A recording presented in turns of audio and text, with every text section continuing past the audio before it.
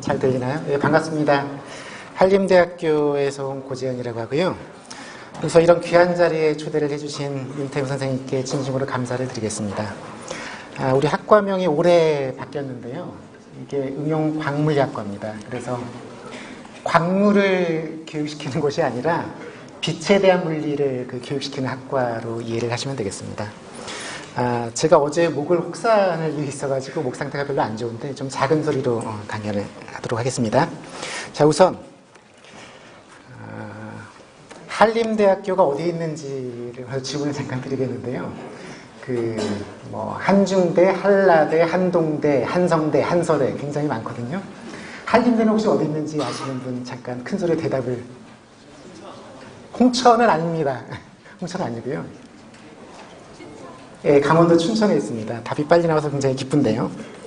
자, 춘천을 보시면은 서울에서 직선거리로 한 60km 정도 떨어져 있는 곳에 있고, 요즘에 고속도로나 전철에 놓여져가지고, 예를 들어 용산에서 출발을 하게 되면은 1시간 10분 정도 걸리는 가까운 곳에 있습니다. 그리고 춘천을 생각하면 소양강이나 소양강댐을 생각하시는 분들도 있겠지만, 아마도 닭갈비랑 막국수를 생각하는 분들이 훨씬 많을 것 같습니다. 그리고 춘천에 맛있는 집은 춘천 시민들이 알고 있거든요. 그래서 혹시라도 나중에 오실 기회가 있으면은 저한테 나중에 이메일이 나옵니다. 이메일로 연락을 하시면은 제가 춘천에서 가장 맛있는 집을 소개를 해드리도록 하겠고요. 소개만 할 거냐 하시는 분들한테는 제가 직접 대접을 하도록 하겠습니다. 이게 녹화가 되고 있는 거죠? 네, 큰일 났네요. 예.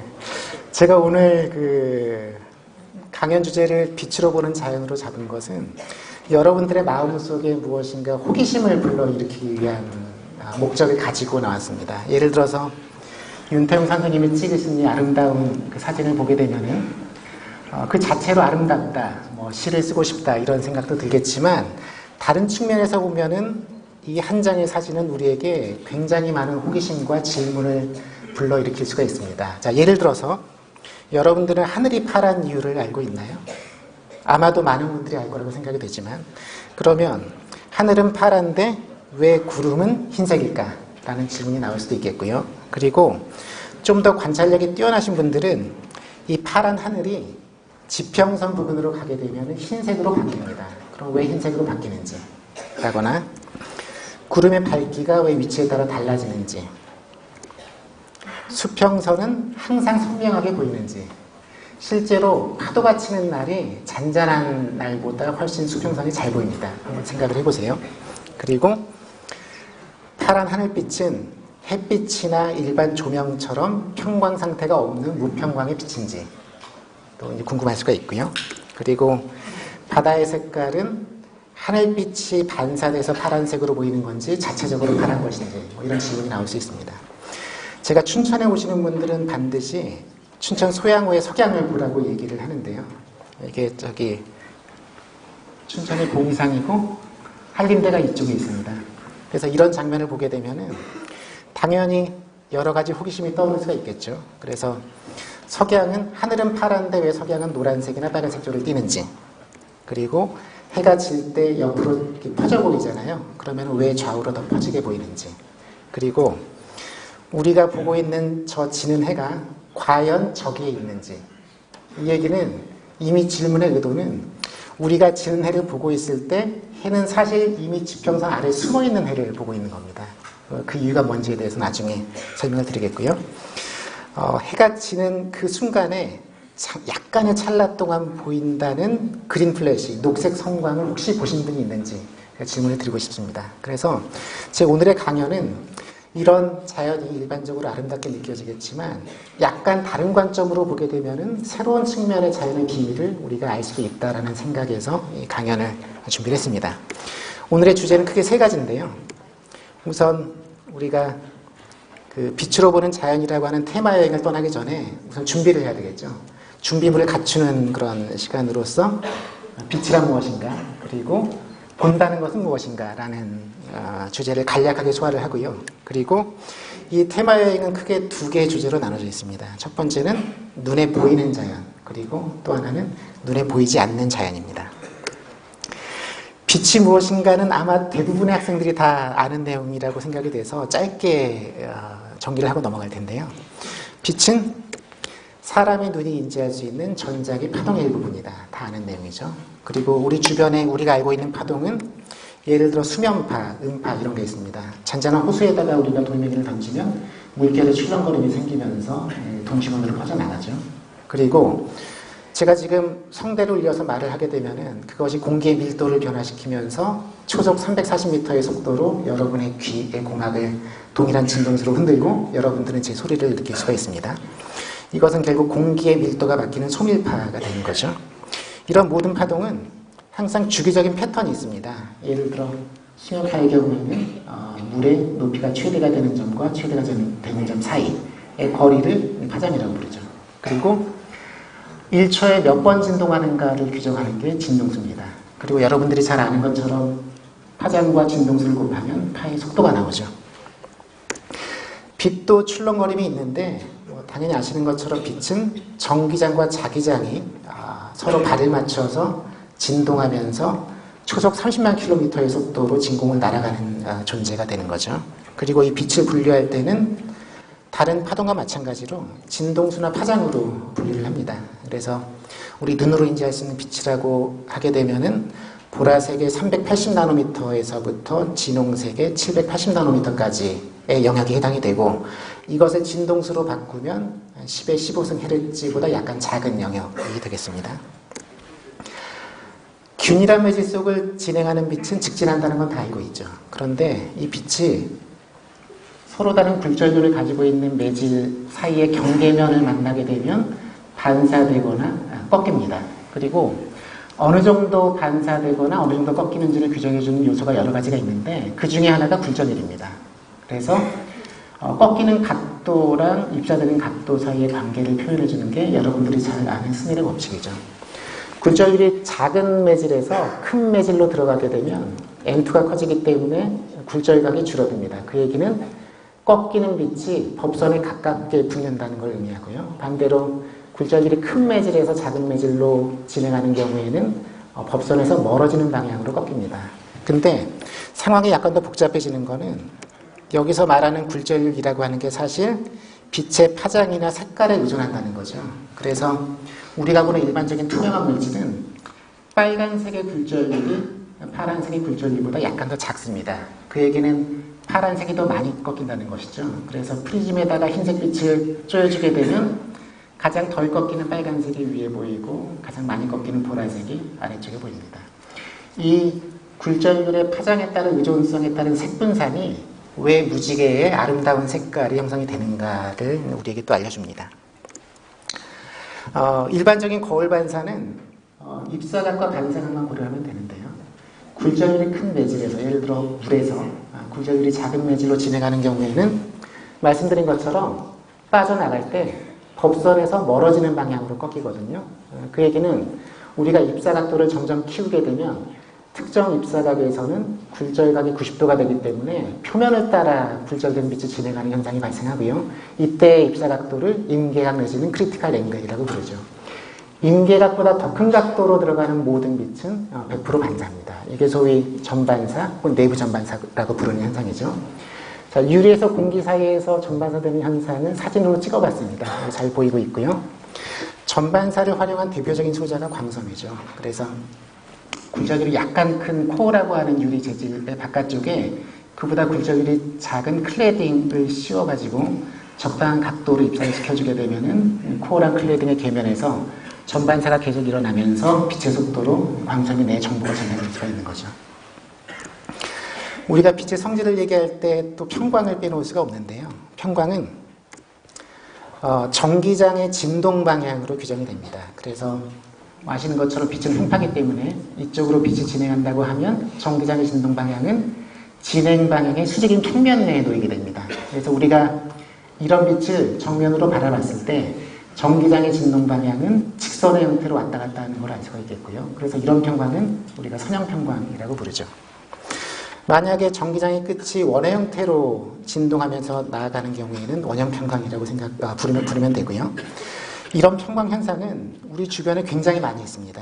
예를 들어서 LCD 모니터를 보시면 뭐 아시는 것처럼 LCD는 두 장의 평광판 사이에 액정 분자가 들어가 있고 평광판과 액정 분자의 조합으로 빛의 투과도를 픽셀 단위로 조절을 하는 소자입니다. 그래서 예를 들어 제가 제 모니터 앞에다가 자 이게 평광판인데 이 평광판은 특정한 방향으로 진동하는 전기장만 통과시키는 성질을 가지고 있죠. 그래서 여기 평광판을 모니터 앞에 대고 얘를 돌리게 되면 모니터에서 나오는 평광된 빛과 이 투과축이 나란하면 밝아질 거고, 그렇죠? 그다음 만약에 수직이면은 빛이 꺼지겠죠. 그래서 촬영을 해가지고 왔는데 혹시 동영상이 되나요? 아, 되네요. 네. 그래서 돌리면 까매졌다가 그 다음에 밝아졌다 하는 현상을 볼 수가 있죠. 이건 아마도 여러분들 다 해보셨을 거라고 생각이 되는데 아마 파란 하늘에다가 평광자를 대고 돌려본 적은 거의 없을 겁니다. 제가 한번 돌려보겠습니다. 그래서 하늘에다가 평광자를 갖다 놓고 돌리게 되면은 이게 약간 까매졌다가 그 다음에 좀 더 돌리면은 밝아집니다. 이 얘기는 파란 하늘의 빛이 무평광 상태의 빛이 아니라 어느 정도 평광되어 있다는 걸 우리한테 알려줍니다. 그래서 그 원인은 나중에 자세하게 설명을 드리겠습니다. 그 다음에 빛이 어떻게 만들어지느냐? 빛은 전하의 가속 운동을 통해서 만들어집니다. 예를 들어서 포항 가속기를 보게 되면은 전자를 돌리다가 전자의 방향을 꺾어줍니다. 방향이 바뀌는 것도 가속 운동이죠. 그래서 전자의 방향이 바뀔 때 해당되는 그쪽 방향으로 강한 액선이 나오고 이 액선을 여러 가지 실험에 활용할 수가 있습니다. 또 다른 방법은 쌍극자를 진동시키는 겁니다. 쌍극자는 극이 두 개라는 거죠. 그래서 플러스랑 마이너스가 갈라져 있는데 이것을 진동시키게 되면 여러분들 혹시 넘어갈 때 보셨나요? 쌍극자가 진동을 하면 그 주변에 이런 식의 전자기파의 패턴이 형성이 됩니다. 이 패턴을 자세히 보게 되면은 두 가지 큰 특징이 있는데 하나는 측면 방향으로의 복사가 강하면서 이 전자기파의 평광의 방향이 그 쌍극자의 진동 방향과 나란하다는 것을 알 수가 있고요. 그 다음 또 하나의 특징은 전하가 진동하는 방향으로는 전자기파가 만들어지지 않습니다. 그래서 우리가 이 두 사실을 기억을 해두고 있으면 왜 파란 하늘이 평광된 빛을 보이는가라는 것을 이해할 수가 있습니다. 자, 빛에 대한 마지막 얘기인데요. 양자역학 강의를 들으신 분들은 다 아시겠지만 원자나 분자 세계와 같은 미시 세계에는 에너지가 연속적으로 바뀔 수 없고 예를 들어 전자의 에너지는 띄엄띄엄 에너지 준이라고 하는 상태에 놓여 있고 바닥 상태의 전자에다가 우리가 에너지를 주면 그 전자는 양자 도약을 통해서 여기 상태로 올라가게 되고요. 그리고 여기 상태의 전자는 바닥 상태로 떨어지면서 에너지 차이에 해당되는 빛을 방출하고 떨어진다는 것을 다 아실 겁니다. 그런데 이게 만약 분자라고 하면 분자 같은 경우에는 전자의 에너지 준위 이외에 분자 자체에 진동 준위가 있고요. 그리고 회전 운동에 관련된 준위가 있습니다. 이 에너지들도 전부 다 양자화되어 있습니다. 그렇기 때문에 분자의 에너지 준위 스펙트럼을 보게 되면은 수만 개 정도 나오는 것은 보통입니다. 굉장히 복잡한데요. 근데 다행인 것은 분자마다 진동하는 고유 진동수가 다르기 때문에 분자에서 방출되는 빛의 진동수를 분석해서 분자 진동수를 알게 되면 어떤 분자인지를 우리가 알 수 있다는 거죠. 그래서 그 부분에 대해서는 나중에 또 자세히 말씀드리겠고요. 자, 다음 주제로 본다는 것은 무엇인가라는 것을 제가 설명드리겠습니다. 이게 눈의 구조인데요. 렌즈 역할을 하는 각막과 수정체를 거쳐서 우리가 보는 대상의 이미지가 망막에 미치게 되면은 망막에는 두 종류의 세포가 있죠. 그래서 한낮에, 밝은 낮에 밝기와 색상을 느끼게 해주는 원추세포가 있고요. 그리고 어두운 밤에 희미한 빛을 느끼게 해주는 막대세포가 있습니다. 원추세포를 통해서 색상을 느끼는 것은 원추세포에 세 종류의 그 세포가 있다는 것 때문에 그런데요. 다음 페이지 보시면은 원추세포에는 빨간색 쪽을 느끼는 L이라고 하는 세포와 그 다음 녹색을 느끼는 M세포 그리고 파란색을 느끼는 S세포가 있습니다. 이게 long, medium, short의 약자입니다. 그래서 일단 빛이 들어오게 되면은 이 세 종류의 세포가 이제 세 가지 신호를 만들어내서 그것을 뇌로 전달을 하게 되고요. 그럼 뇌는 세 개의 신호를 비교해서 우리가 바라보고 있는 대상이 어떤 색깔이다라는 것을 이제 우리한테 알려주는 거죠. 그런데 이 원추세포와 막대세포의 망막상에서의 분포는 굉장히 많이 다릅니다. 자, 각막과 수정체를 통해서 상이 맺히는 곳의 이름이 황반, 포비아라고 하는 곳인데요. 황반을 기준으로 해서 각도에 따른 두 원추세포의 밀도를 비교를 해보게 되면은 원추세포 같은 경우에는 황반 근처의 밀도가 최대가 되고요. 주변으로 가게 되면 급격히 떨어집니다.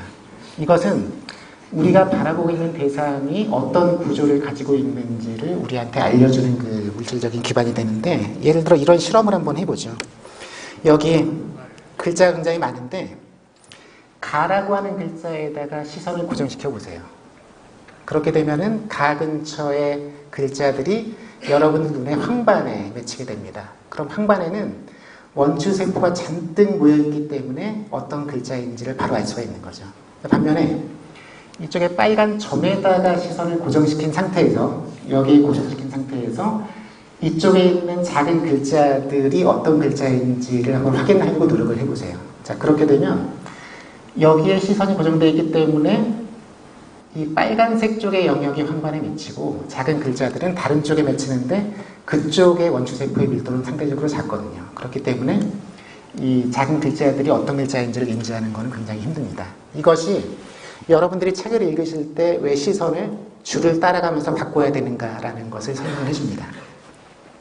자, 반대로 희미한 빛을 느끼게 해주는 막대세포는 황반에는 없어요. 황반에는 없고 주변에 집중적으로 배치가 되어 있습니다. 아마도 원시시대나 그 이전에 원숭이였던 때 그 인간이 야간의 냉수의 공격을 피해서 달아나는 어떤 전략으로서 막대세포의 분포를 이런 식으로 진화시켜 오지 않았나 그런 생각이 들고요.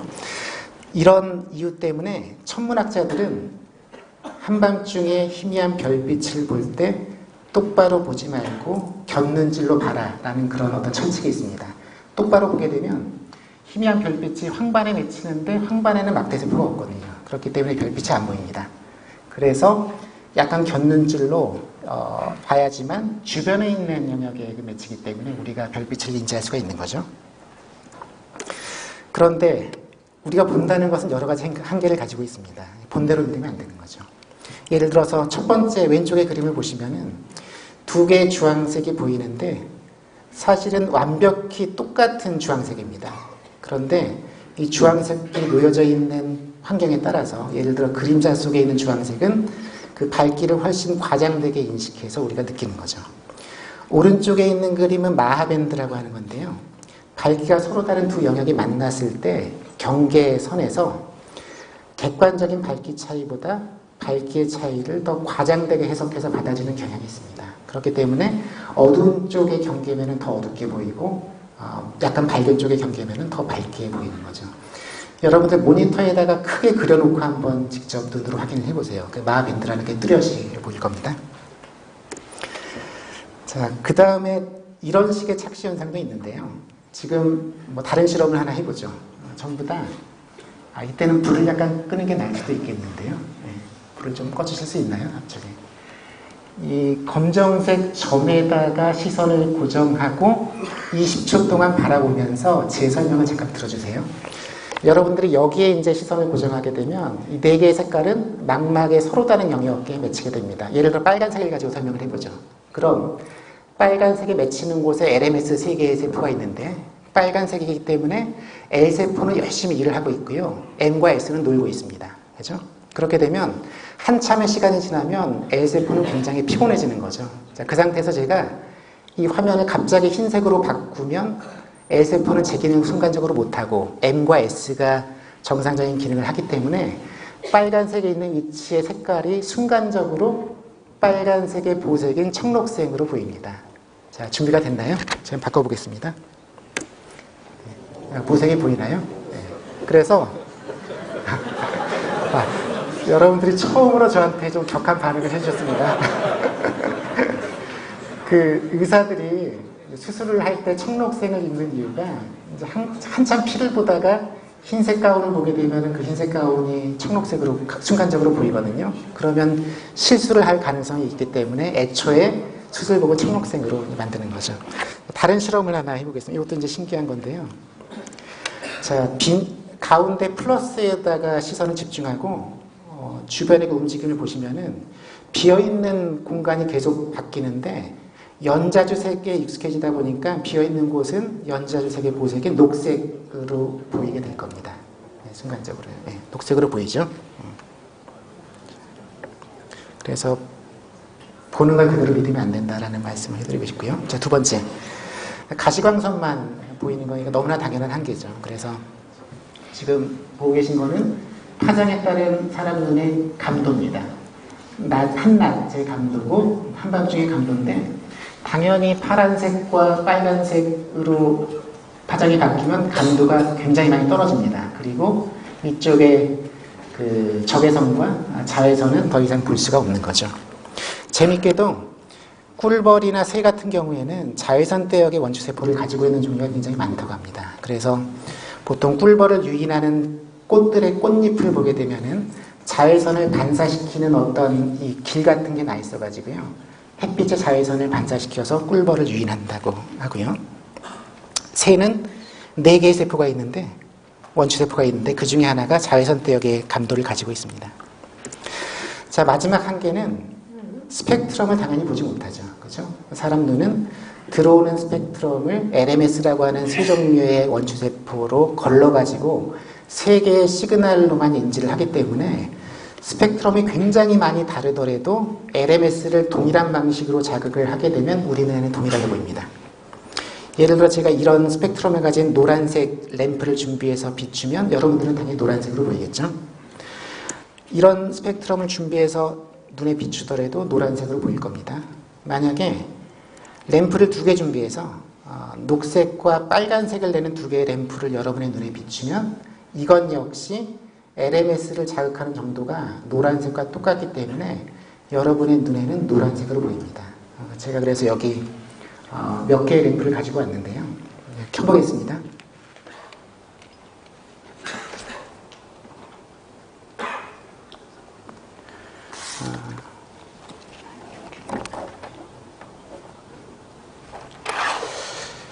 자, 첫 번째 와인잔은요, 실제로 와인을 따라 먹을 수 있는 잔은 아니고 속에 LED가 들어있습니다. 그래서 LED의 조합으로 지금 이쁜 그 전구색이 나오는 거고요. 이쪽에 있는 거는 LG 화학에서 개발해서 판매하고 있는 OLED 패널입니다. 조명용 패널이 되는 거죠.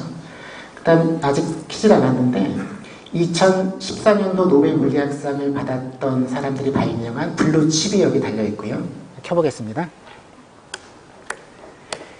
이 블루 칩에다가 형광체라는 물질을 올려놓으면은 걔네들의 색깔을 부분적으로 바꿔줍니다. 예를 들어서 이런 식으로 되는 거죠. 그렇게 되면은 블루칩의 파란색과 노란색 형광체의 조합으로 전구색이나 흰색 비슷한 색깔을 우리가 느낄 수가 있습니다. 자, 여러분들의 눈에는 비슷한 색깔로 보이겠지만 스펙트럼을 찍어보게 되면은 첫 번째 와인잔의 스펙트럼은 날카로운 피크가 3개 있습니다. 그래서 이걸로부터 우리는 저 속에 RGB LED가 들어있다는 걸 알 수가 있겠고요. RGB LED의 발광 비율을 조절해서 흰색을 만들 수도 있고 전구색을 만들 수도 있습니다. 제가 이거를 RGB를 조절을 해주게 되면은 이렇게 다양한 색깔로 바뀌는 것을 확인할 수가 있습니다. 두 번째 OLED 조명은 굉장히 브로드한 피크가 3개 모여 있습니다. 이건 기본적으로 OLED의 발광 피크를 브로드하게 디자인했기 때문이고요. 따라서 저 패널 속에 RGB의 OLED 층이 적층되어 있다는 것을 짐작할 수가 있겠죠. 마지막 스펙트럼은 이 가운데 겁니다. 그래서 블루칩의 스펙트럼에다가 노란색 형광체의 브로드한 스펙트럼이 결합되어 있는 것을 알 수가 있습니다. 따라서 사람은 스펙트럼 자체를 인지할 수가 없고 광원의 발광 원리라든가 미시적인 원인을 찾기 위해서는 분광기라고 하는 별도의 장비를 이용해서 스펙트럼을 측정해야 되겠죠. 자, 이제 본론으로 들어가겠습니다. 첫 번째는 눈에 보이는 자연으로 가보겠습니다. 대표적인 게 파란 하늘이죠. 파란 하늘을 유심히 관찰하게 되면 3가지 사실을 알 수가 있는데요. 일단 하늘은 파랗죠. 그런데 지평선 쪽으로 내려가면 그 색이 하얘집니다. 그 원인은 어떻게 되는지 궁금할 수 있겠고요. 하늘의 밝기를 보면 수직 방향의 하늘이 가장 어둡고요. 이게 고도를 낮춰서 바라보게 되면 밝기가 점점 밝아집니다. 그리고 아까 말씀드린 것처럼 파란 하늘빛은 부분적으로 편광되어 있습니다. 따라서 수직 편광자를 통과한 빛이 수평보다 훨씬 밝아 보이죠. 하늘이 왜 파란지를 보기 위해서 달로 가보면 됩니다. 달에 가서 하늘을 찍어보게 되면은 사진에서 보이는 것처럼 하늘이 까맣게 보입니다. 달과 지구의 가장 커다란 차이점은 지구는 대기가 있다는 거고 달은 대기가 없다는 거죠. 그래서 결국은 파란 하늘의 원인은 지구의 대기와 관련이 있다는 걸 알 수가 있겠고요. 스타워즈를 볼 때 레이저 빔이 눈에만 보이는 거는 저거 엉터리라는 걸 바로 알 수가 있겠죠. 진공을 날아가는 빛이 보이려면 그 빔의 패스에 빛을 산란시키는 어떤 무엇인가가 있어야 되는데 진공 중에 아무것도 없잖아요. 그렇기 때문에 저거는 영화의 설정이라는 것을 알 수가 있습니다.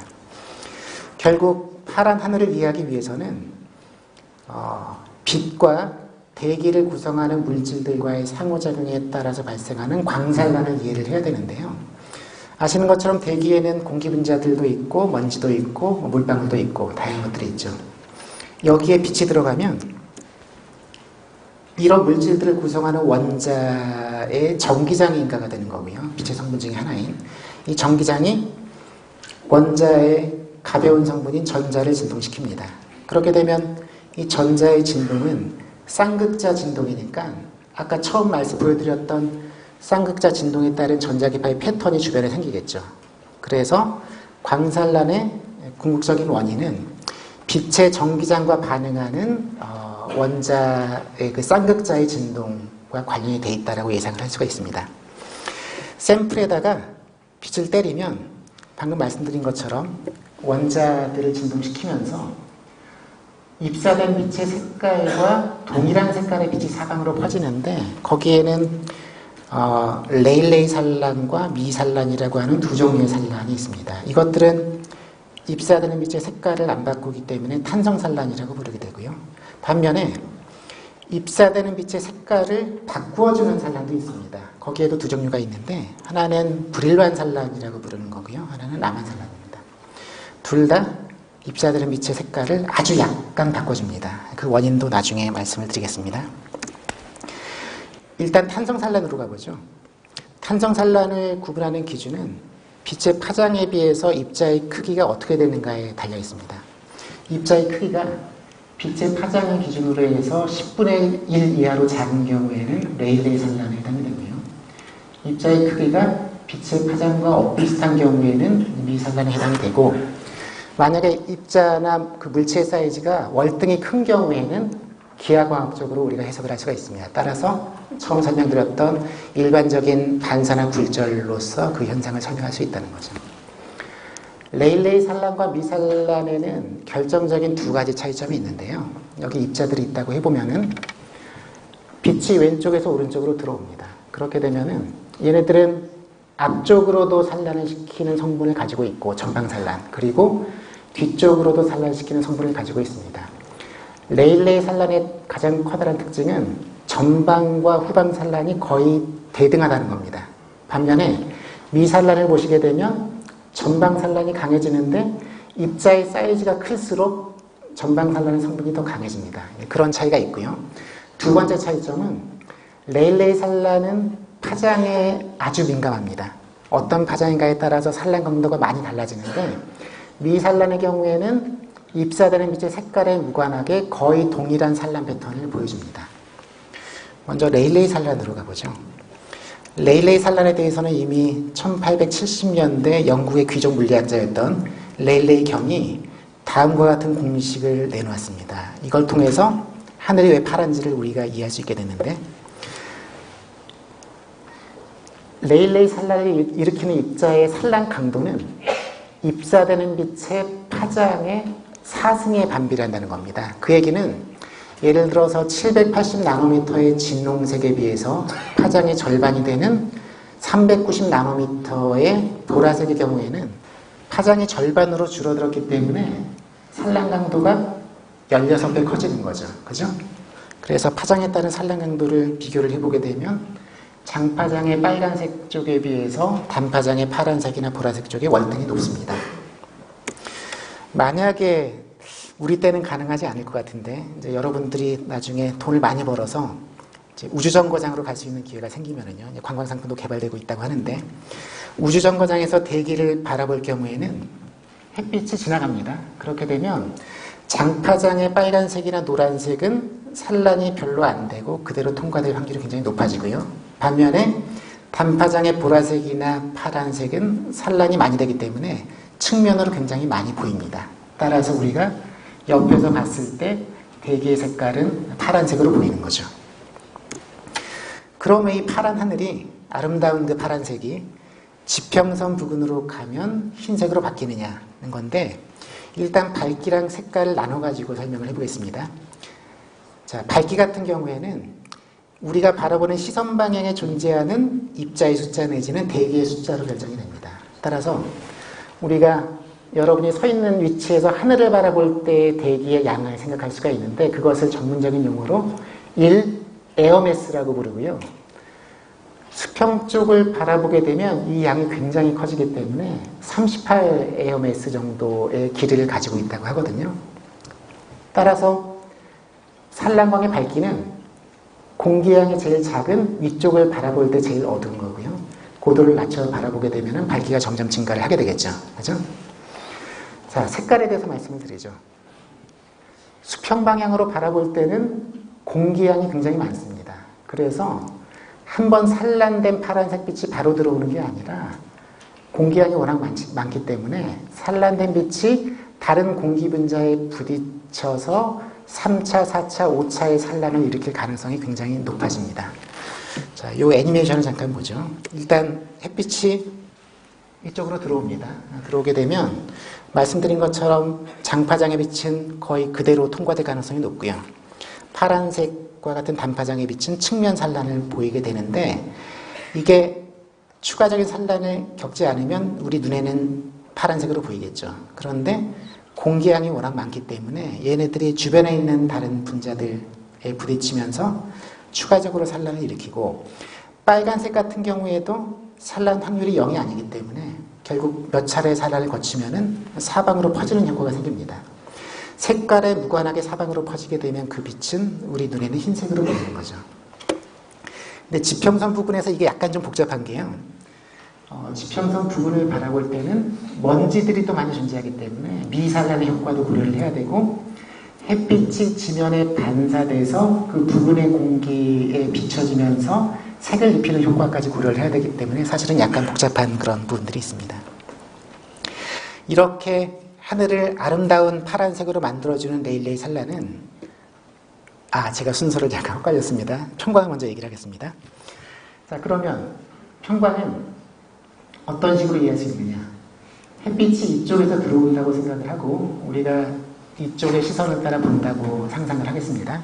그럼 빛은 횡파기 때문에 들어오는 방향의 수직인 이 파란색 평면 내에서 전기장이 진동하게 되어 있죠. 그런데 이 전기장 성분을 수직으로 진동하는 성분과 수평으로 진동하는 성분으로 나눠보겠습니다. 그러면 이 위에 이미 설명드린 쌍극자 진동에 따른 평광 방향과 세기 분포를 보시게 되면요, 수직으로 진동하는 쌍극자는 측면으로 수직 진동 평광을 만들어내고 이것이 우리 눈에 그대로 보이는 거죠. 반면에 이렇게 진동하는 평광을 보시게 되면은, 이 같은 경우에는 분자를 이렇게 진동시키기 때문에 쌍극자가 이쪽 방향으로 진동을 하고요. 따라서 쌍극자의 진동 방향으로는 빛이 거의 나오지 않습니다. 따라서 우리 눈에는 이런 평광 성분이 만드는 빛은 보이지가 않는 거죠. 이 두 가지를 합치게 되면 그 다음 페이지에, 그래서 제가 이제 실험했을 때 수직 평광을 통과하는 빛의 양이 훨씬 많아지는 게 이제 이런 이유 때문에 그렇습니다. 이 두 가지 그림을 합치게 되면 이렇게 이제 보이게 되고요. 따라서 사진 작가들이 자연의 사진을 촬영할 때 사진기 앞에 있는 평광판의 각도를 적당히 잘 조절해서 본인이 원하는 색조, 하늘의 색조를 만들어서 촬영을 하는 게 충분히 이해가 됩니다. 자, 이렇게 하늘을 굉장히 이쁜 파란색으로 만들어주는 레일레이 산란은 아름다운 낙조를 우리한테 만들어줍니다. 자, 우리가 지는 해를 직접 바라본다고 생각을 해보죠. 해를 바라보게 되면 햇빛은 상당히 긴 공기의 경로를 거쳐서 우리 눈에 들어오는데 그 들어오는 과정에서 장파장의 빛들은 살아남고 단파장의 파란색이나 보라색은 다른 쪽으로 달아날 확률이 높은 거죠. 그래서 그 지는 해를 바라보게 되면 주로 빨간색과 노란색 쪽의 석양을 볼 수가 있습니다. 제가 여러분들께 질문을 하나 드리겠는데요. 저만 얘기하면 재미가 없으니까요. 개기월식이 돼서 달이 지구의 그림자에 완전히 감춰지게 되면 사실은 달이 안 보이는 게 아니라 상당히 어두운 검붉은 색을 띈다고 합니다. 그리고 이 결과는 지구의 대기가 만드는 레일레이 산란과 직접적인 관련이 있습니다. 한번 그 영향관계를 생각을 해보시고요. 답이 안 떠오르고 혹시라도 궁금한 분들은 나중에 질의응답 시간에 질문을 하시면 되겠습니다. 자, 그 다음에 지는 해는 과연 저기에 있는 것일까에 대한 답은 제가 이미 말씀을 드렸지만 이것을 이해하기 위해서는 그린렌즈를 생각하면 됩니다. 그린렌즈는 원통형으로 생겼고 축방향의 굴절률이 제일 높죠. 그리고 측면으로 갈수록 굴절률이 떨어집니다. 이렇게 되면 여기에다가 우리가 평행광을 입사시켰을 때 광선들이 굴절률이 높은 쪽을 찾아 꺾이기 때문에 여기를 통과한 다음에 한 점에 모이는 일반적인 렌즈의 그 역할을 기대할 수가 있습니다. 지구를 덮고 있는 대기도 일종의 그린 렌즈입니다. 왜냐하면 지구의 대기는 예상하시겠지만 지구 표면에서의 밀도가 제일 높고요. 위쪽으로 올라갈수록 희박하죠. 그리고 공기의 굴절률은 밀도에 비례하기 때문에 굴절률이 아래쪽이 높고 위에 쪽이 낮습니다. 따라서 해가 지면서 광선을 우리에게 보낼 때 광선이 굴절률이 높은 쪽을 찾아 저런 식으로 꺾어지는 거죠. 꺾어지는 건데 사람의 눈이라고 하는 게 항상 빛이 직진한다라고 생각을 하기 때문에 사람의 눈에는 해가 여기 있는 걸로 보입니다. 그러니까 눈에 들어오는 시선 방향에 접선 방향에 해가 있는 걸로 보이는 거죠. 해가 거의 완벽히 지는 시점에 대기에 의한 굴절에 따른 굴절 각도를 계산을 해보게 되면은 각도로 39분 정도의 각도가 있다고 합니다. 그런데 해 자체를 바라볼 때 시야각이 30분이거든요. 30분. 죄송합니다. 39분의 굴절 각도를 가지는데 해를 바라볼 때 시야각이 30분이에요. 그러니까 그 얘기는 해가 쭉 떨어지다가 해 아래쪽 끝이 지면이나 그 수평선에 닿을 때 그 해는 이미 아래에 숨어 있다는 걸 의미하는 거죠. 굴절 각도가 더 크니까요. 그래서 지는 해를 바라보는 것은 이미 지평선이나 수평선 아래쪽에 완벽히 진 해를 보는 것이다. 이렇게 해석할 수가 있겠죠. 이렇게 해서 레일레이 산란에 대한 얘기를 끝내고 그 다음으로는 물방울이 만드는 자연현상으로 한번 가보겠습니다. 물방울이 만드는 자연현상의 대표적인 두 가지 예가 구름과 무지개입니다. 그런데 왜 똑같은 물방울인데 어떤 거는 구름, 흰색의 구름, 좀 단조로운 구름을 만들고 어떤 물방울들은 무지개를 만드는가? 그러니까 혹시 궁금하지 않나요? 궁금하실 텐데 여기에는 미산란이 관련이 됩니다. 입자의 크기가 빛의 파장 정도에 근접하게 되면은 미산란의 특성을 보이기 때문에 말씀드린 것처럼 전방산란이 굉장히 강해지고요. 그리고 파장에 따른 의존성이 거의 없습니다. 자, 구름을 보게 되면 구름 속의 물방울이나 얼음알갱이의 크기는 마이크로미터 이하에서 대충 100마이크론 정도 사이에 있다고 알려져 있고요. 따라서 미산란의 영역에 해당되는 입자부터 기하광학으로 설명할 수 있는 입자까지 고르게 섞여 있는 거죠. 개수로 따지게 되면 세제곱센티미터당 1000개 정도가 있다고 합니다. 이것을 부피비로 환산하게 되면 전체 구름 부피의 10억 분의 1 정도만 물방울인 거죠. 굉장히 희박한 대상이긴 한데요. 이것이 하늘에 우리가 보는 선명한 구름을 만들어냅니다. 자, 구름 속으로 햇빛이 들어가면 각각의 물방울들은 미산란을 일으키는 거죠. 그래서 전방산란이 강한 상태로 모든 색깔을 동등하게 산란시키는데 워낙 물방울들이 많이 모여있기 때문에 결국은 경로가 무작위적으로 바뀌면서 온 사방으로 흰색빛을 퍼뜨리는 거죠.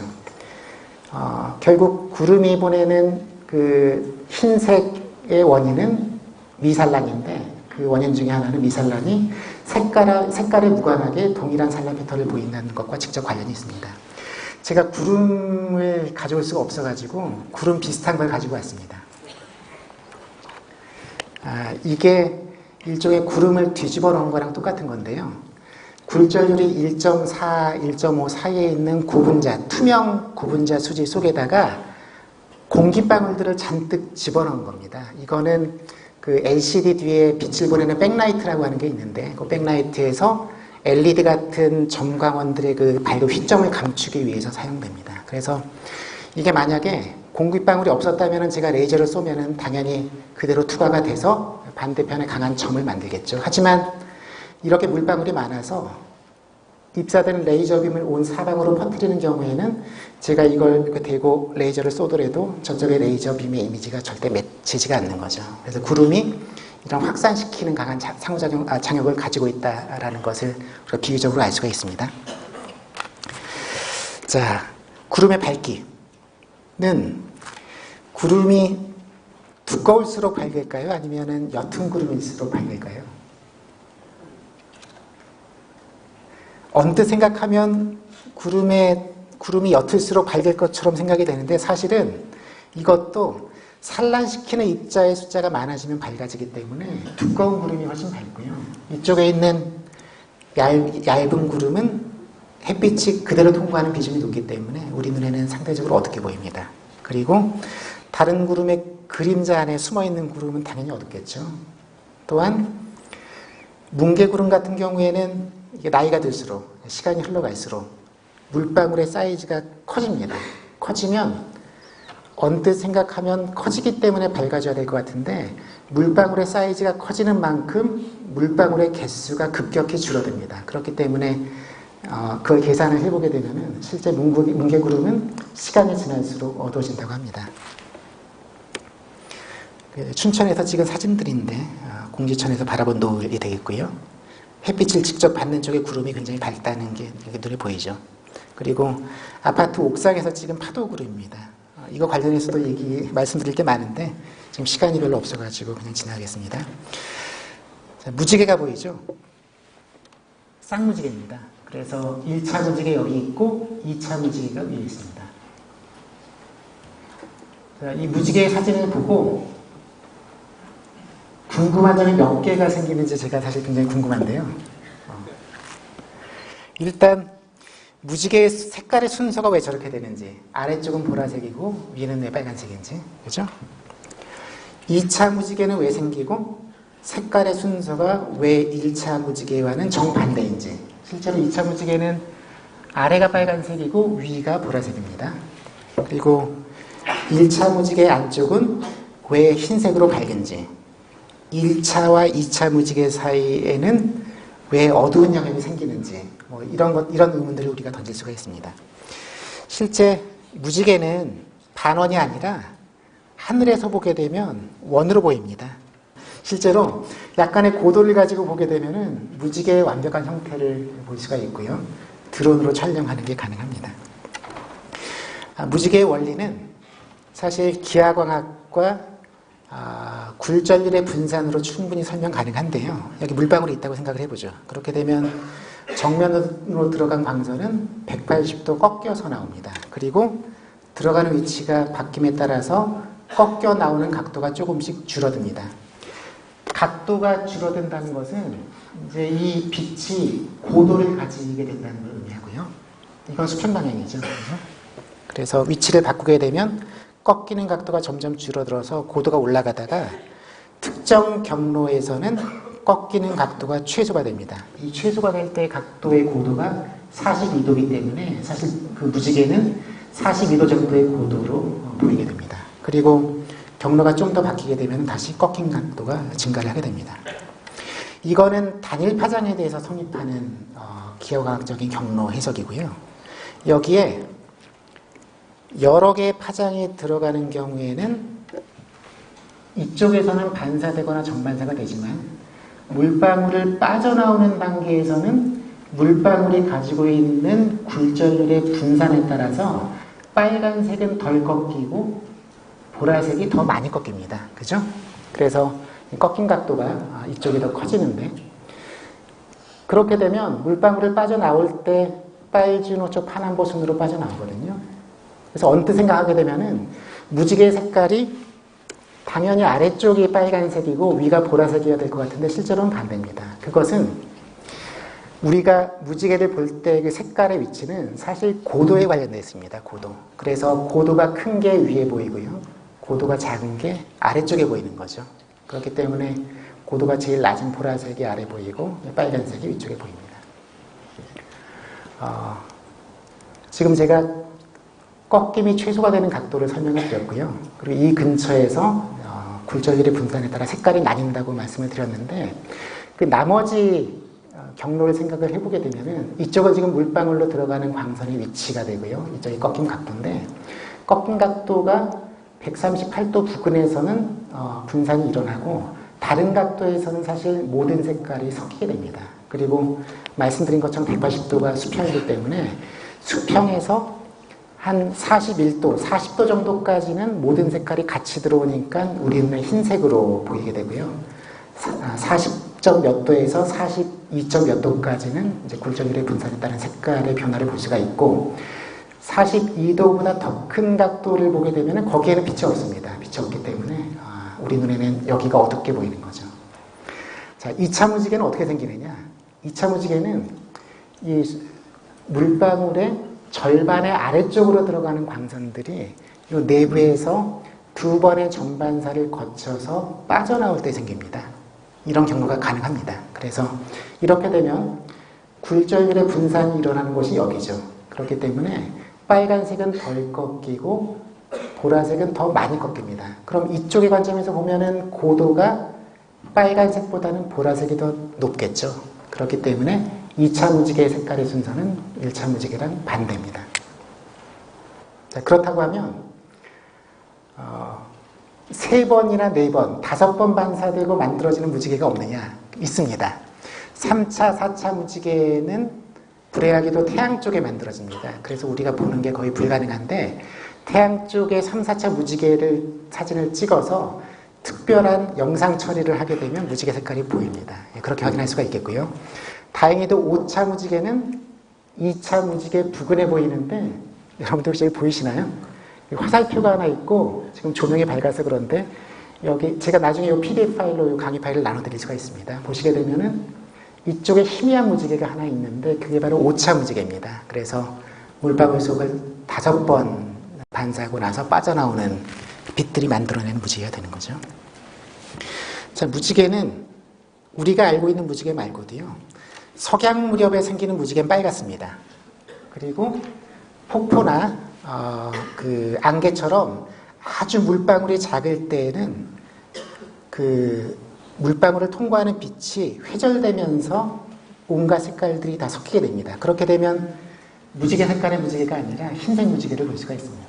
그리고 하늘 위쪽에 떠있는 얼음알갱이들이 만드는 분산 때문에 생기는 이런 무지개도 간혹가다 볼 수가 있습니다.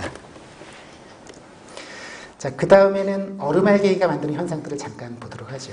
얼음은 육각형 구조를 가지고 있기 때문에 걔네들이 대기 중에서 자라면은 육각형 판상이나 기둥형으로 자랍니다. 그리고 여기에는 몇 가지 특정 각도가 있는데요. 120도, 60도, 90도 이런 것들이죠. 얼음알갱이가 만드는 대표적인 현상이 해물이 달물입니다. 여기서 무리는 영어로 할로라고 부르는데 일단 현상을 먼저 말씀을 드리면 태양이나 달을 중심으로 해서 22도 정도의 각도로 형성이 됩니다. 그리고 안쪽에는 선명한 붉은 색깔이 보이는 경우가 많고요. 근데 바깥쪽으로 나가면 파란색조가 희미하게 보이거나 흰색으로 보입니다. 이 무리가 육각형의 얼음 결정이 만드는 대표적인 현상입니다. 자, 다음 페이지의 그림을 가지고 먼저 설명을 하겠습니다. 육각형의 얼음 결정에 빛이 이런 식으로 대칭적으로 들어가는 경우에는 당연히 꺾이겠죠. 꺾이는데 이 꺾이는 방향이 입사되는 방향에 비해서 22도 정도의 각도를 가지고 있습니다. 그리고 이렇게 대칭적으로 들어가는 게 아니라 다른 각도로 들어가는 광선들은 꺾인 각도가 얘네들보다 훨씬 커집니다. 그래서 일단 얼음알갱이도 굴절에 따른 분산이 있기 때문에 빨간색이 제일 덜 꺾이고요. 그 얘기는 우리가 태양을 바라봤을 때 빨간색으로 보이는 각도가 제일 작기 때문에 빨간색이 제일 안쪽에 보이는 거죠. 한 21도 정도 안쪽에 보이고, 그 다음에 빨주노초 파남보순으로 바깥쪽으로 가야 되는데, 문제는 얘네들 같은 경우에는 이렇게 들어가는 각도만 22도고요. 다른 방향으로 들어가는 각도의 빛들은 22도, 23도, 24도에 퍼져서 보이기 때문에 실제로 빨간색 바깥쪽에 있는 빛들은 많이 섞이게 됩니다. 그래서 흰색으로 보이는 거죠. 만약에 이런 얼음 알갱이들이 흡사 UFO처럼 평평하게 배열되어 있다고 생각을 하면요. 특히 태양의 고도 근처에 얼음 알갱이들이 나란하게 배열되어 있다고 하게 되면은, 그때는 태양의 중심으로 해서 좌우에 25도의 각도에 굉장히 강한 빛을 볼 수가 있는데, 이것을 환일, 예전 영어로는 썬독이라고 부릅니다. 그리고 여기 비디오가 하나 있는데 제가 이것도 지금은 보여드리지 못할 것 같고요. 만약에 달 근처에 얼음 알갱이들이 이렇게 나란하게 배열되어 있어가지고 22도로 굴절을 시키게 되면은 달 근처에도 두 개의 빛을 확인할 수가 있는데, 지금은 잠깐 좀 흐려 보이네요. 이렇게 달 근처에 생기는 두 개의 대칭적인 빛을 환월 내지는 문독이라고 부릅니다.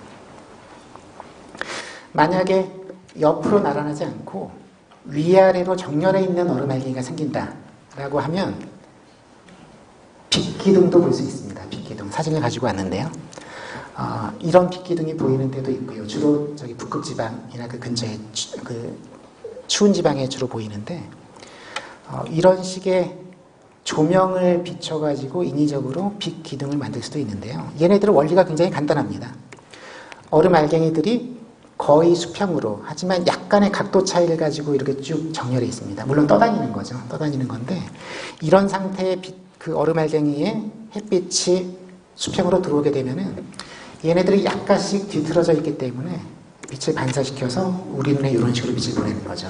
그럼 말씀드린 것처럼 사람의 눈은 빛이 직진해 온다고 생각을 하기 때문에 실제로 빛 기둥의 형태로 빛이 모여있는 걸 확인할 수가 있겠고요.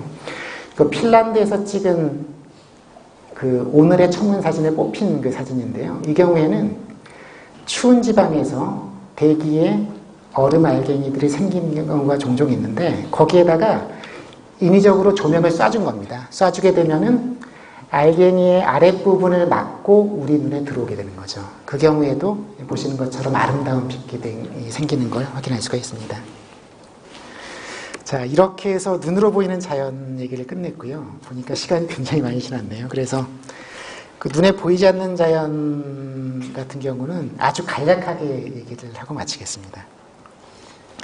원래 라만살란 얘기를 하려고 그랬는데,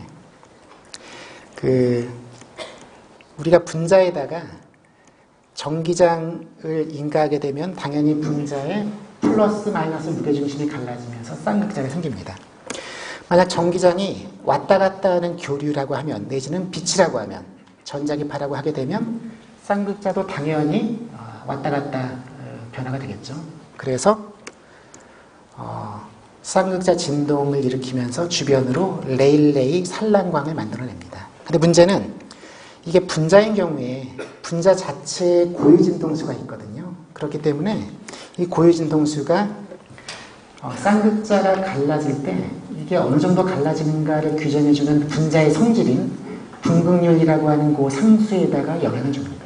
그래서 분자 진동수가 알파라고 하는 분극률에 영향을 주면서 실제 쌍극자의 진동수에 원래 입사되는 빛의 진동수 말고 분자 진동수에 따라서 변화하는 속성을 주게 됩니다. 이것들이 입사되는 빛의 색깔을 바꾸는 거고, 이 분자의 진동수는 분자마다 고유 진동수를 가지고 있기 때문에 우리가 이게 라만살란이죠. 라만살란 스펙트럼을 찍게 되면 어떤 분자가 그 라만살란을 일으켰는지를 바로 알 수가 있습니다. 또 하나 색깔을 바꾸는 원인이 있는데요. 그것은 소위 브릴루안 산란이라고 하는 겁니다. 우리가 기체나 액체나 고체를 보게 되면은 얘네들이 끊임없이 제멋대로 원자들이 움직이는데, 그 원자들의 움직임을 소위 여러분들이 수학 시간에 배우는 풀이의 분해를 해보게 되면은요, 다양한 파장과 다양한 방향으로 진동하면서 진행하는 음파를 확인할 수가 있습니다. 실제로 온갖 방향으로 진행하는 음파들의 조합이 원자의 복잡한 진동을 구성하는 일부분인데요. 우리가 인위적으로 만드는 음파 같은 경우에는 초음파 센서를 들고 여기를 예를 들어 1초에 100만 번을 들이게 되면은 그 음파가 쭉 전파되다가 다른 물체에 맞고 되돌아오면서 물체 내부에 어떤 것들이 있는지 판단할 수가 있잖아요. 그죠? 근데 여기서 제가 말씀드리는 음파는 인위적으로 두들겨가지고 생성시키는 음파가 아니라 물질 자체 내에 열 에너지 때문에 생기는 음파입니다.